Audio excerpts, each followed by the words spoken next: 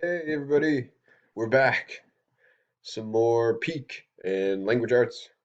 It's awesome. Hope you're having a great week. I'm seeing lots of great stuff on Teams. People are asking like, how do I submit stuff or do I have to submit stuff? So guys, you don't have to submit everything, but I do like to see your work, of course, and I will give you feedback. I'll look at it. We can talk about it, stuff like that. So if you want to submit anything, post it to Teams. You can email it to me. Just whatever is easier. Even just a picture of your work if you're doing it on a paper, totally fine. Okay? So whatever's easiest for you guys. Here was last week's. It was Peak Worksheet 1, I believe it was called. And I think it was 3 pages. So I got some answers here. Woohoo. So we're looking at, here's a map of, there's Asia, and that's where Europe would be, right? And you see the whole world map there. There's Africa. So Nepal's here, okay? So this is China, and this is India, China, and Nepal's right in the middle of both of them, okay? It's got the Himalayan mountains kind of between Nepal and China. Pretty cool. And it asked all these questions. Here are the answers. We're gonna go a little quicker because these videos can only be 15 minutes, which is fine. Yeah, here's some answers. If you went onto these websites, you could have found answers like this for these questions about Nepal and stuff. If you want, you can pause the video here and check your own answers, or even just read these answers if you didn't get time to do the worksheet, which is totally fine, guys. But this gives you some background information about Nepal, which will help you understand while we read this story, right? It's perfect. And the third page, it asks you to draw the Nepalese flag. So that's what Nepalese flag looks like. It is not a rectangle. It is a unique shaped flag. It's a cool flag. And some vocabulary, base camp, summit, porter, crampons. Those are cool. Altitude and Sherpa. And those are words that'll be important for understanding the story. Okay, guys. If you have any questions about those, post that on Teams. Next up, we're looking at the next chapter. I believe it's chapter 8. Hope I'm not wrong with that, because I don't number these chapters. This is called The Summit Hotel, Peak by Roland Smith. When the message about my arrest reached Josh, remember, his Peak's dad prefers to be called Josh.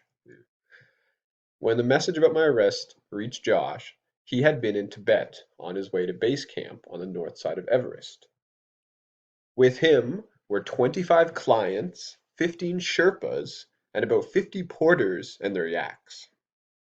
12 of the clients were trying for the summit.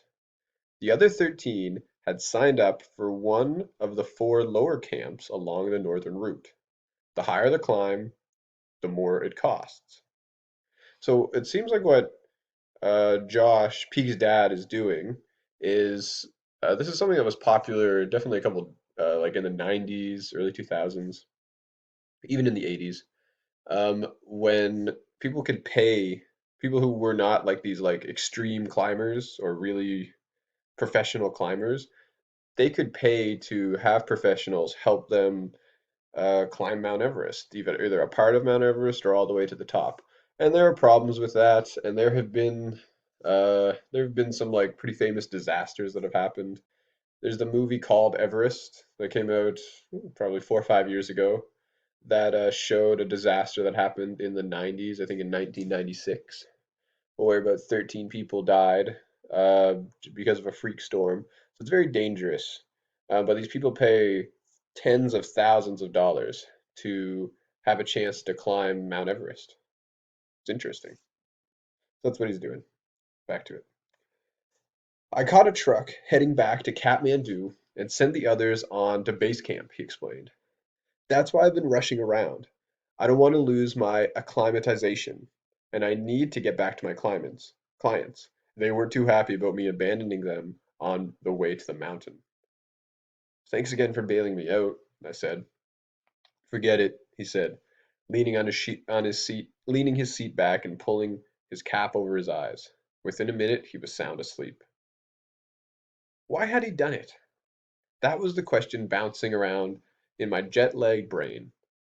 He was my father, but that was a technicality more than a fact.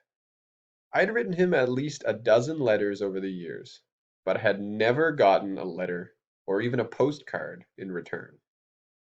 Mom said that Josh wasn't much for writing letters, and that there was a good chance he never got my letters. There weren't too many post offices in the places he hung out. So why, after all these years, did he show up? Guilt? Not likely. That emotion didn't seem to fit him. My mother told me that Josh always slept like a baby because he had no conscience to keep him awake. He was demonstrating that right now, quietly snoring as we winged our oh, he was demonstrating that right now, quietly snoring as we winged our way to Kathmandu.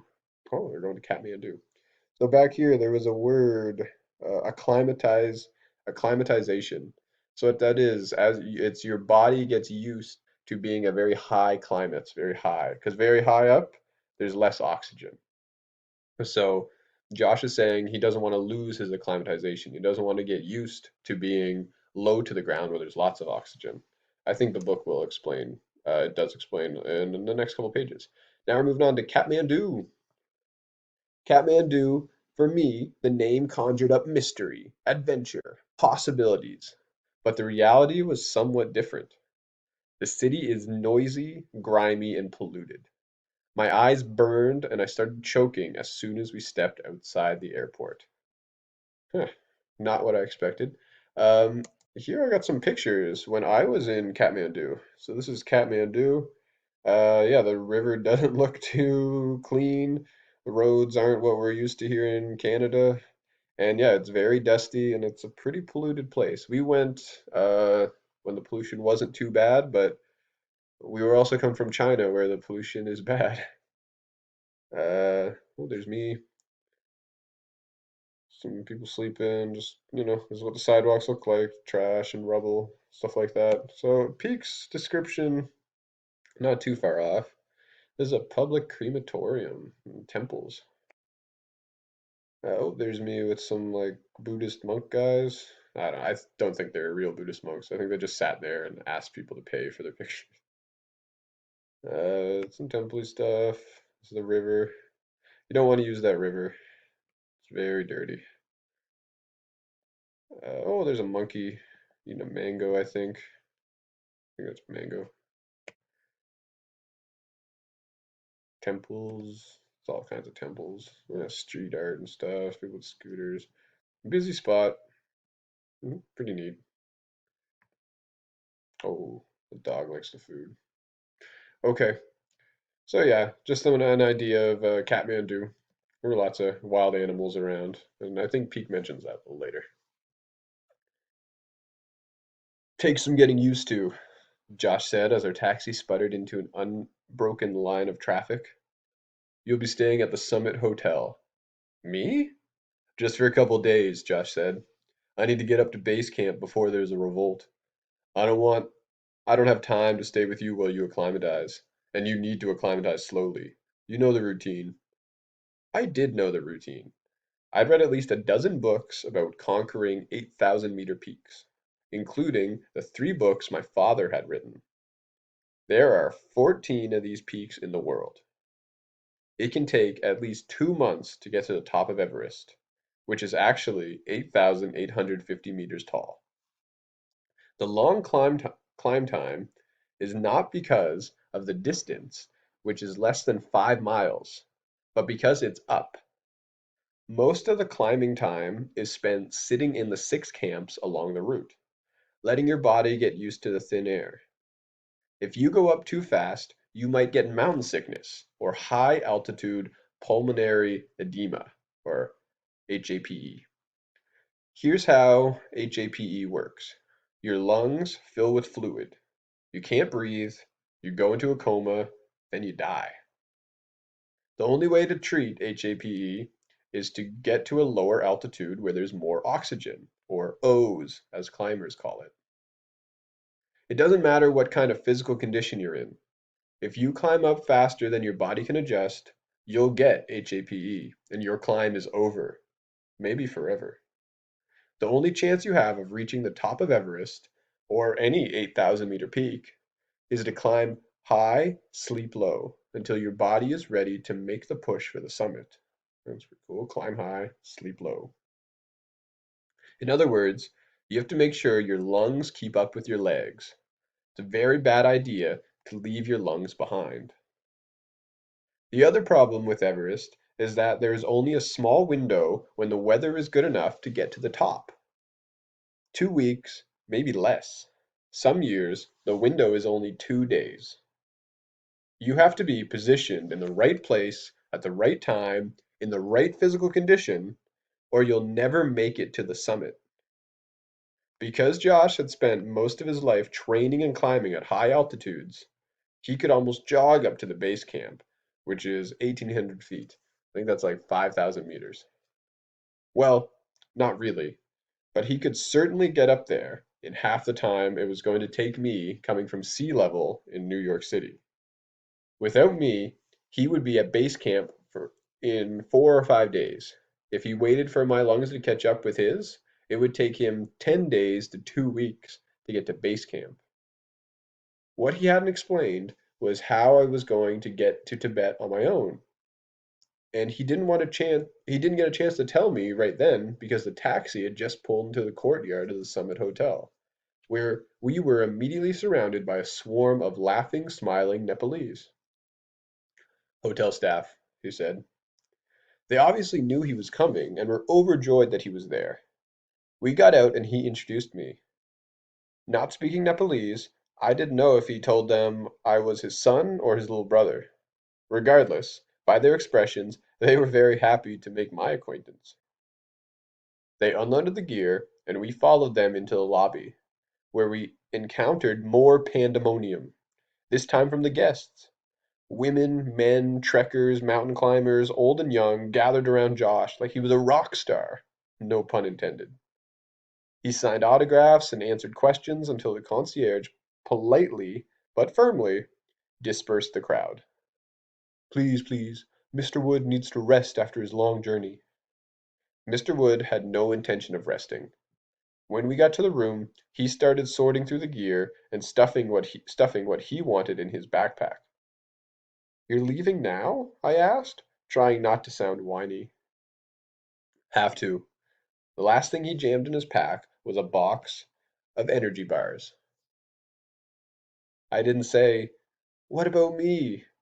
because there's no way to say that without sounding pitiful, so I just stared at him. Zopa will be taking you to the base camp, he said. Aside from myself, he's the only one I trust to do it. He knows all about you.